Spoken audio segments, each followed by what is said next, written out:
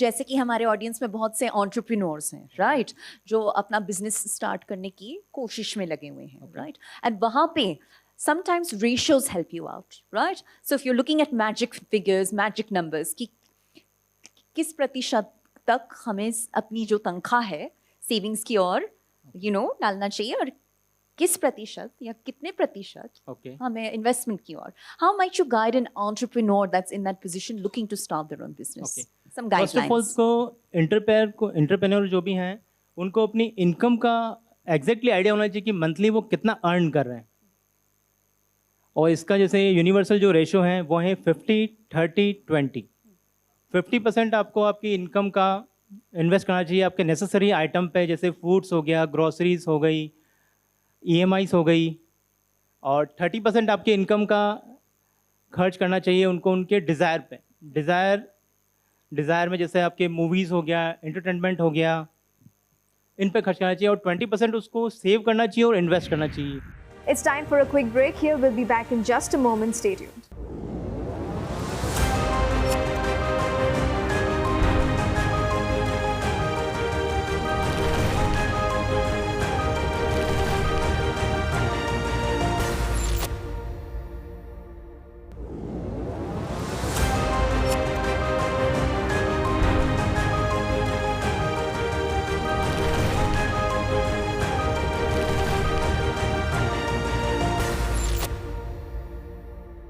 Welcome back. You're watching IDFC First Bank presents Leaders of Tomorrow Season 11. We are bringing you highlights from our Udaipur Springboard. Take a look at our Wealth First segment.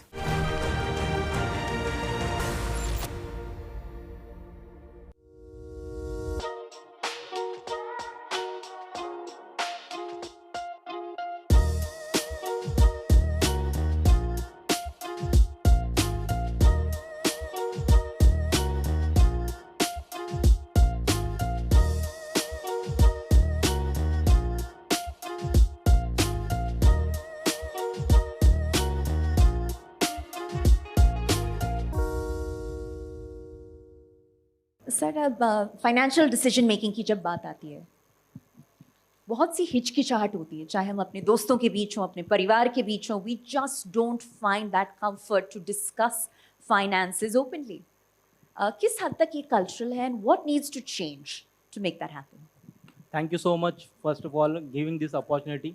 Absolutely sir. Financially अगर बात करें अपन, तो अपने समाज में, अपनी country में, मतलब फाइनेंशियल इनकम को सभी लोग छुपाते हैं. कोई खुल के अपनी इनकम को बताते नहीं ना. फैमिली में कोई डिस्कशन होता है इसका कोई. जी. तो होना ही चाहिए कि क्लोज फैमिली मेम्बर के साथ अपने फाइनेंशियल गोल्स को डिस्कस करना चाहिए, और अपने जो मंथली एक्सपेंसेस हैं उनको भी डिस्कस करना चाहिए. उससे क्या होता है, फाइनेंशियल अवेयरनेस बढ़ेगी तो उससे आपकी ग्रोथ और सक्सेस को काफ़ी ग्रोथ मिलेगी, बहुत फास्ट. मैं चाहूँगा कि हम सभी लोग अपने फाइनेंशियल डिस्कशन अपने फैमिली मेम्बर्स के साथ करें. जी बिल्कुल. और ये भी कहा जाता है इंडिया को लेकर that India is a nation of सेवर्स.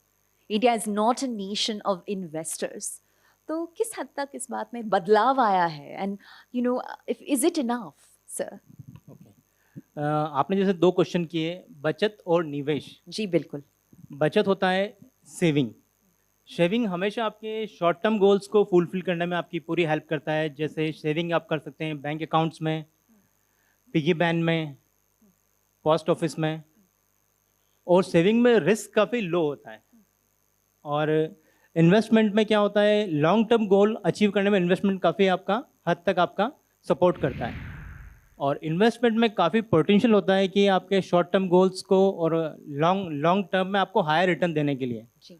Investment, जैसे कि हमारे ऑडियंस में बहुत से एंटरप्रेन्योर्स हैं, राइट, जो अपना बिजनेस स्टार्ट करने की कोशिश में लगे हुए हैं, राइट, एंड वहाँ पे sometimes ratios help you out, right? So if you're looking at magic figures, magic numbers, कि किस प्रतिशत तक हमें अपनी जो तनख्वाह है सेविंग्स की ओर डालना चाहिए, और किस प्रतिशत या कितने प्रतिशत हमें इन्वेस्टमेंट की ओर. How might you guide an entrepreneur that's in that position looking to start their own business? Some guidelines. First of all entrepreneur जो भी हैं उनको अपनी इनकम का एग्जैक्टली आइडिया होना चाहिए कि मंथली वो कितना अर्न कर रहे हैं.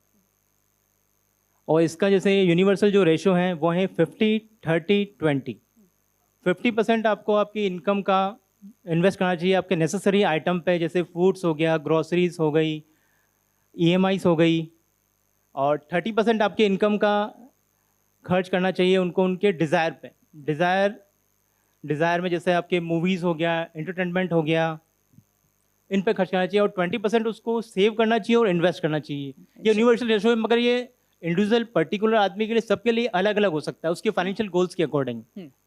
और सर, जो इतनी वॉलेटिलिटी चल रही है मार्केट में, राइट, इस माहौल में गोल्ड को या रियल एस्टेट को एक सेफ हेवन माना जाता है कि ये एसेट क्लासेस जो हैं ये तो सुरक्षित हैं ही।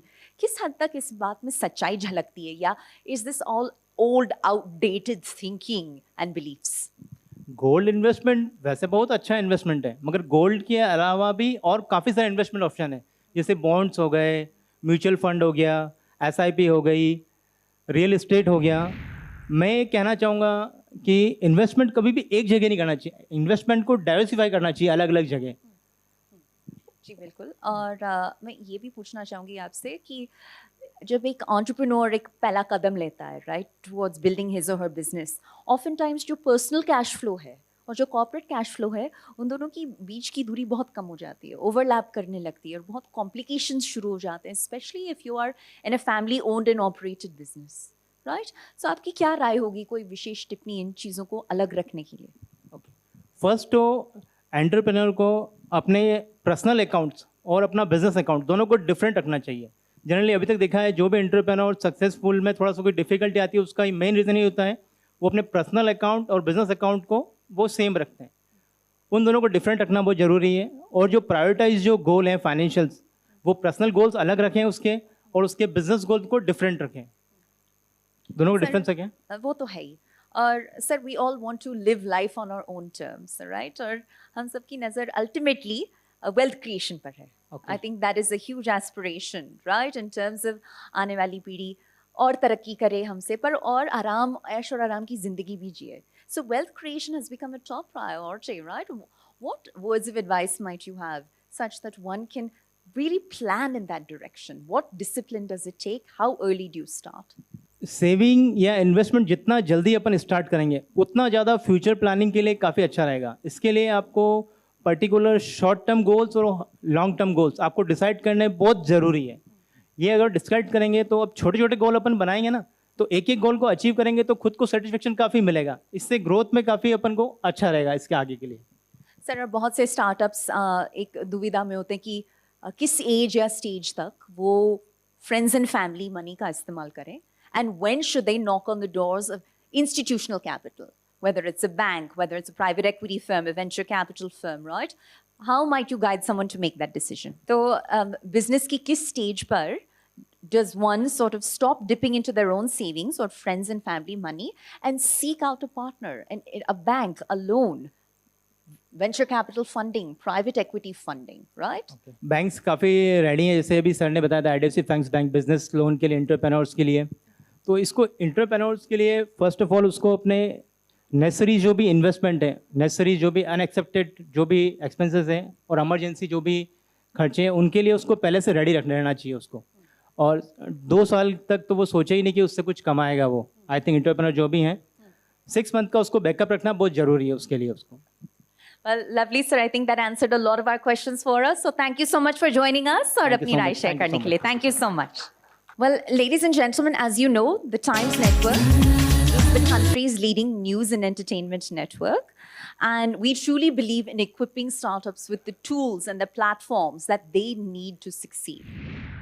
On that note, it's a wrap on this edition of IDFC First Bank Presents The Leaders of Tomorrow Season 11. We hope you enjoyed the episode. Thank you and goodbye.